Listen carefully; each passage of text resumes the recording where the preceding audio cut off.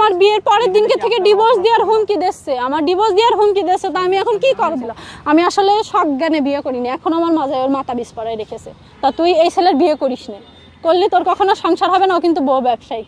আমার বাধ্যতামূলক তো এখন ভিডিও করতে হবে, আমার সংসার তো করা লাগবে। পুরো দুনিয়ার কাছে তো আমি খারাপ হয়েই গেছি ভাই, এখন স্বামীর কাছে তো আমার ভালো থাকা লাগবে, এই কারণে আমি ভিডিও করি। তাছাড়া আমার জোরপূর্বক ভিডিও করাই, আমার কোনো ইচ্ছা নেই ভিডিও করার। ভিডিও করে টাকাও আমার দিচ্ছে না, কোনো কিছুই আমার দিচ্ছে না। আমি 3 বেলা রান্না করে আমি 1 বেলা খাই। আমি যে ভিডিও করতে পারছি না, আমি ওই যে সাজিয়ে গুছিয়ে ওর মতন মিথ্যা কথা, ওই যে মিথ্যা কথা বলতে বলে, ওই যে টাকা দিয়েছে কয়েকদিন আগে ভিডিওতে, সে টাকা কিন্তু আমার দিইনি, শুধু ভিডিও পর্যন্তই, বুঝেছেন? তাছাড়া বাস্তব লাইফে আসলে টাকাগুলো দেয় না, ওইগুলো দেখায় আবার নিয়ে নেয় টাকা। ওই যে গাড়ি কিনে দাও, 6 লাখ টাকা দিয়ে একটা গাড়ি চাচ্ছে R15 সাদা কালারের। আমি বিয়ের একদিন আগে ওই যে সাদিয়ার যে ভিডিও না, ওইটা আমার সামনে আসছিল। পরে আমার বান্ধবী আর খালাতো বোন ফোন দিয়ে বলছিল আমার খালাতো বোনের মানে হাজব্যান্ড টু ওসি। এ কথা আমি জানি না, ওরা শুনতে পারলে আমার কি করবে, তারপরেও বলে ফেললাম।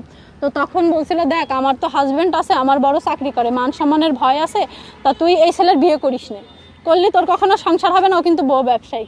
তা আমি আসলে ও কি মেয়ে আমার খাওয়াইলো, বুঝেছেন? খাওয়ার পরে আমি উন্মাদ পাগল হয়ে গেলাম। ও আমার বিয়ের দিন মানে আমাদের তো রাত্রে বিয়ে হইলো, সন্ধ্যার দিকে নিয়ে অর্ধেক রাস্তা পর্যন্ত নিয়ে ওই যে একটা আছে না আপনার, ওই যে ফ্লাইওভার, জসিমউদ্দিন ফ্লাইওভার, অর্ধেক রাস্তা নিয়ে আবার গালাগালি দিয়ে আমার অটোয় উঠাই দিল, দিয়ে আবার হাত ধরে টেনে নিয়ে গেছিল, নিয়ে যেয়ে তারপর ওর মা বাপ সবার ডেকে নিয়ে এসে তারপরে বিয়ে করছিল। আমি আসলে সজ্ঞানে বিয়ে করিনি, এখন আমার মাথায় ওর মাথা বিষ পড়ায় রেখেছে। কাপড় কেটে নিয়েছে, বাইরের লোক কিভাবে কাপড় কাটে এইসব পাগল কথা আপনারা শোনেন কিভাবে? ওর বাড়ির লোকই কাপড় কাটে, বাইরের লোকে কোনোদিন ওদের বাড়ি ঢুকতে পারেন? ওদের বাড়ির একটা সুতো, আমার মা মুড়ি নিয়ে গিয়েছে, তারপরে হলো বাতাসা, মাছ, মানে যা যা লাগে, মানে বিয়ে বাড়ি মানে মেয়ের বিয়ে হলে যা যা নিয়ে যাওয়া লাগে আমার মা সব নিয়ে গেছে। বিশ্বাস করেন একটা মুড়ি, 1 পিস মুড়ি ওর মা এলাকার কারোর দিইনি, শিখাই দিয়েছে যা তাই বলেছি, সংসার তো করা লাগবে, বিয়ে করে ফেলেছি, ভাইরাল হয়ে গেছে, এখন কি করবো বল? আলমের সামনে যাবে, আলম তো অলরেডি যে আপনার ভয়েস দিয়েছে আমার বড় ভাইয়ের কাছে যে ওর নিয়ে আমি সংসার করবো না, আপনারা আসেন আমি ছেড়ে দেবো, ছেড়ে দিয়ে আপনারা নিয়ে যান আপনার বোন। এই যে অনেকগুলো ভয়েস দিয়েছে, কিন্তু এই দেখেন অনেকগুলো ভয়েস দিয়েছে। হ্যাঁ, তাহলে আপনি কি ধরনের পদক্ষেপ নেবেন?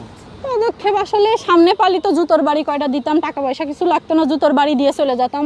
আমি আসলে টাকার ভুক্তভোগী না, আমার হয়তো লাইফে ভালো কিছু হবে, ভালোর থেকেও ভালো আছে, খাট ভাঙলি খুঁড়ো আছে, তার ভালো আরও আছে, পড়ে থাকবো না আমি। জুতোর বাড়ি দিয়ে শেষ হয় না, কি করব ভাই বলেন? ও তো মুখ বায়ান, ও এই পরিপ্রেক্ষিতে পিছনে যে আপনারা যখন ওর সাথে আবার কথা বলবেন, ও এমনভাবে কথা বলবে আপনাদের বিশ্বাস করাই লাগবে।